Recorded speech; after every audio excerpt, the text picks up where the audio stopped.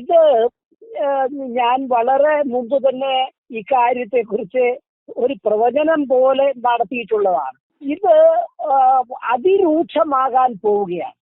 നമ്മുടെ സർക്കാർ എല്ലാ കാലത്തും ചെയ്തിരുന്നത് താൽക്കാലിക പരിഹാര മാർഗങ്ങൾ കൊണ്ട് അങ്ങനെ മുന്നോട്ട് പോകാനുള്ള ഒരു ഒരു ഒരു രീതിയായിരുന്നു. എന്ന് പറഞ്ഞു കഴിഞ്ഞാൽ ഒരു വലിയ ഒരു പ്രശ്നത്തെ നമ്മൾ താൽക്കാലിക പരിഹാരത്തിലൂടെ എത്ര കാലം മുന്നോട്ട് കൊണ്ടുപോകാൻ നോക്കും. അടിസ്ഥാനപരമായ പ്രശ്നമെന്ന് പറഞ്ഞു കഴിഞ്ഞാൽ നമ്മുടെ വരുമാനത്തിന്റെ ഏകദേശം 62% വെറും 5% വരുന്ന ജനങ്ങളിലേക്ക് മാത്രം പോകുന്നതാണ്. അതാണ് അടിസ്ഥാനപരമായ പ്രശ്നം. ആ പ്രശ്നം പരിഹരിക്കുന്നതിന് ഞാൻ കുറച്ചു മുമ്പ് ആവശ്യാധിഷ്ഠിത സാർവത്രിക പെൻഷൻ എന്ന ഒരു പരിഹാരം നിർദ്ദേശിച്ചു.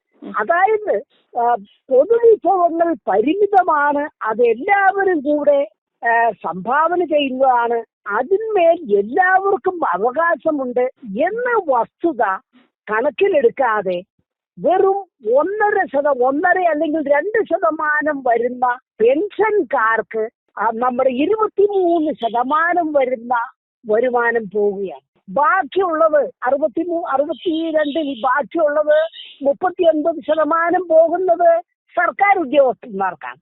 അപ്പോൾ ഇതാണ് അടിസ്ഥാനപരമായ പ്രശ്നം. ഇത് പരിഹരിക്കുന്നതിന് പകരം ഇവർക്ക് വേണ്ടി, ഈ 2 വിഭാഗത്തിന് വേണ്ടി അവർക്ക് ശമ്പളവും പെൻഷനും കൊടുക്കുക എന്നുള്ളത് മാത്രമാണ് ഒരു സർക്കാരിന്റെ കടമ, വേറൊന്നും ചെയ്യാനില്ല എന്ന രീതിയിലായിരിക്കാണ് കാരണം മറ്റു യാതൊരു കാര്യങ്ങൾക്കും ഇന്ന് പണമില്ല. നമ്മുടെ എത്രയെല്ലാം മേഖലകളുള്ള സാധാരണ ജനങ്ങൾക്കാണ് അവർക്ക് കിട്ടേണ്ട പണം, അവർക്ക് കിട്ടേണ്ട ആനുകൂല്യങ്ങൾ, സാധാരണ ജനങ്ങളുടെ ക്ഷേമ പെൻഷൻ, അതൊക്കെ മാറ്റിവെച്ച് ഇപ്പോൾ കൊടുത്തുകൊണ്ടിരിക്കുന്നത് സർക്കാർ ഉദ്യോഗസ്ഥന്മാരുടെ അതിനിപ്പോ തടസ്സപ്പെട്ടു. പക്ഷെ ഒരു കാര്യമുണ്ട്, അവർക്ക് കൊടുക്കും.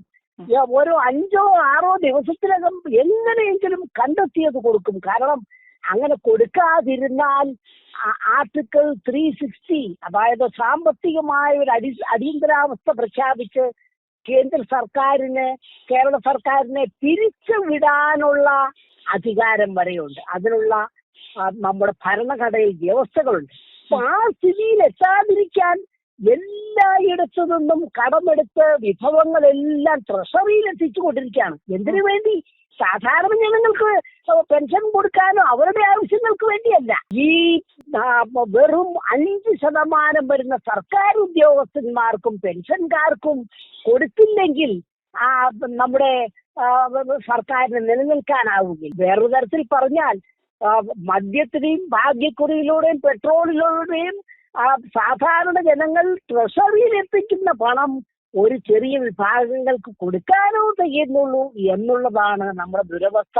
ഇത് കൂടുതൽ രൂക്ഷമാകാനാണ് സാധ്യത.